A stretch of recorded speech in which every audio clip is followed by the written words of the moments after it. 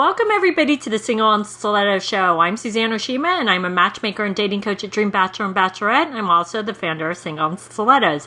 Today, we have on our show Wendy Newman. She's the author of, get this, 121 First Dates, How to Succeed at Online Dating, Fall in Love, and Live Happily Ever After. And she's living proof that you can do this. So before we jump into our topic of don't be the rules girl, Wendy, I would love for you to tell our audience what made you write this book and what made you go on 121 first dates. Oh, thank you, Suzanne. Thank you for having me on. And boy, I never meant to write a book on dating. I never meant to spend so much of my time focused on dating. I thought, like a lot of women do, that after a long-term marriage ended, I'd just go on one or two dates and boom, I'd have my man. It took a decade and 121 first dates. And the reason it took so long for me was I wasn't willing to just say yes to the cute one standing in front of me like I had done dozens of times before.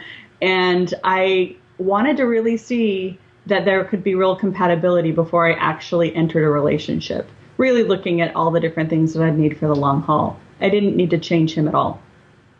Well, and Wendy, I love that you gave women a reality check, because I don't want women to think that you did these 121 dates in 1 year and, oh, you miraculously met your man. This took, like you said, 10 years. And so I think that's important for women to realize, like, when you feel like giving up, you got to keep going, because he may be just right around the corner.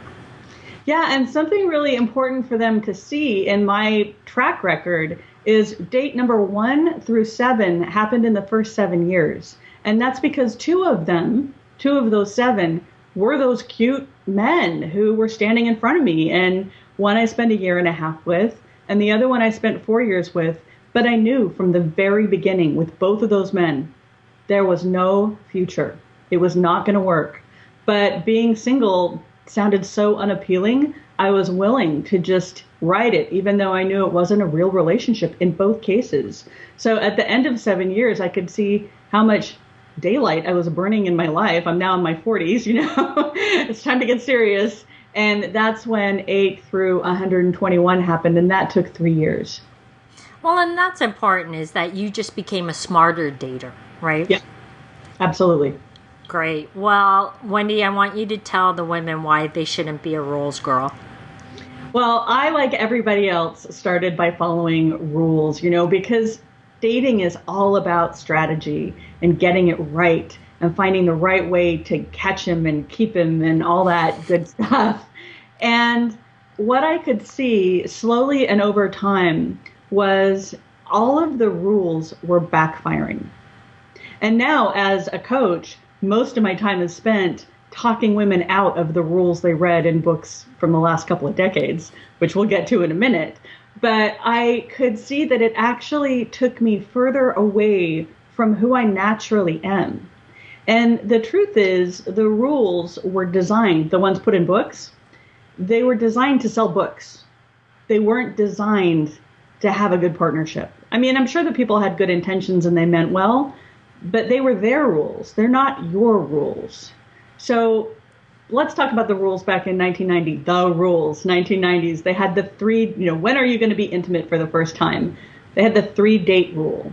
And then somewhere in the 2000s, we updated it with the 30-day rule. I guess someone thought that 3 dates was too tardy, too, can I say that word? And then, so we went to the 30-day rule. And then nowadays, Steve Harvey, he has his book, there's the 90-day rule. Well, what is it? Is it 3 days or is it 90 days or what is it? And the answer to the question is they're all wrong. They're all wrong. And I've seen women follow rules that literally cost them their potential partnership. The real answer to when is the right time is when you're both truly ready. And I have heard men talk over and over about how they have left perfectly good women who they were getting along with and hoping for a future with because they were both ready. But this woman kept holding out for some form of strategy. Now, he doesn't understand we're strategizing for the good of the relationship to happen, right? Because if we time it just right, it will turn out, and it was meant to be. he doesn't see it that way. All he sees is a woman who isn't being herself, who's actually being fake and strategic to get something from him. And he's also being put through the paces. One man said to me, there were two women that I really liked, that I was really looking at as a wife material. And I left them both for the same reason, because they were holding out for some form of strategy. And I am not going to marry somebody who's going to put me through the paces around sex. That's something I need. Well, and that's a good point. I like that you bring up these real life examples, because I completely agree with you. Because I get asked that question all the time: is when's the right time to sleep with a man? And I always tell women there's no right answer, because it depends on you and your interactions with that man. And every woman, it's different. It's very, very different, and you need to take everything on one case scenario. So, what's another rule that women follow that they shouldn't be following? The person who speaks first loses all their power. Don't make a move. Don't let him know of the 25 million people on the dating site that you exist. Now, me personally, I never once asked a man out on a date, but I reached out a lot. I reached out, dropped the little proverbial handkerchief to see if he'd come running behind and pick it up and hand it to me. But I never pursued, and I almost always reached out. Of my 121 first dates, 108 of them were from online. And of the 100% of good dates that I went on, 80% I reached out to, 20% reached out to me.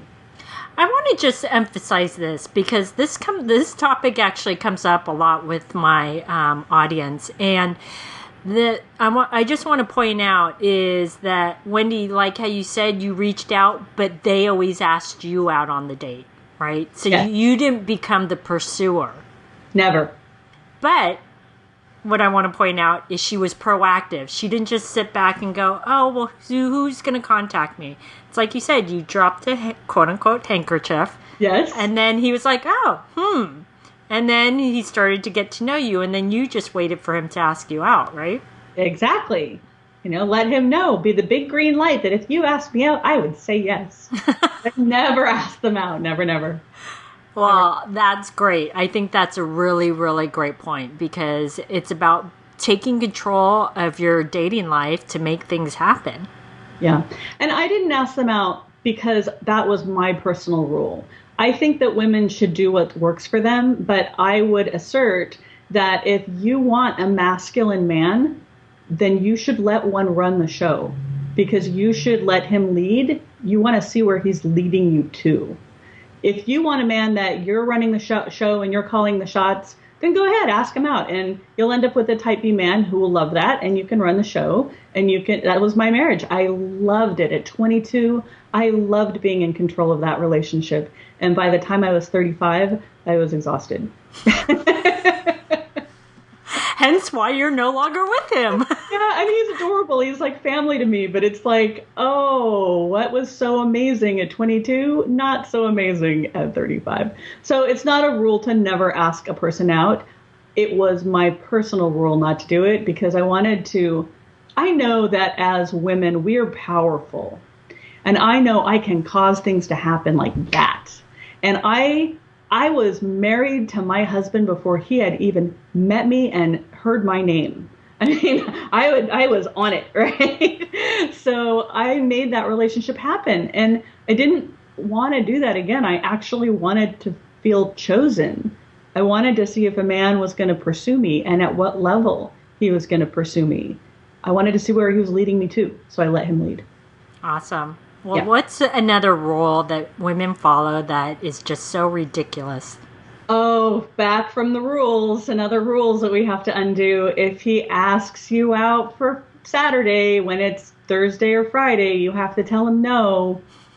How hot are you when you're unavailable? Seriously. Especially on a first date. Yeah. Yeah. So oftentimes, especially the young pumpkins, men in their 20s and 30s and even 40s, are so driven in building their career that they are so solely focused on what they're doing at work. It doesn't occur to them to pick their nose up off their desk and think about a girl and ask her out for the weekend. And it's not until Friday at lunch when they're like, oh, God, weekend, tomorrow. Woo. I wonder who's available. The one I really want. Let me call the one I really want. Oh, she's washing her hair. Okay, well, we'll see who's next. Yeah, and it's true. He will move on to next. Yeah. If you make him wait too long, like going out a week and a half to 2 weeks, he's probably going to move on. He's going to lose interest. And it sucks, but it's true. In this day and age of everything's moving so fast and I can have what I want sooner than later, making him wait for 2 weeks is not a good idea. Well, and on that same note, this isn't a rule, but this is what busy women will do is if you can't get him on your calendar for 2-3 weeks, yeah, he's never going to date you. Never. Not just this one time, ever. Because women will tend to do something that men don't. We'll date him and we won't be getting what we need because he's really busy and we like each other, but it's crazy and his schedule's tight and we aren't getting enough attention and we're not our best selves. We're off balance, but we're willing to hang on because it could change for weeks and months. And how long should I keep holding on? He doesn't have time for me. Men don't do that.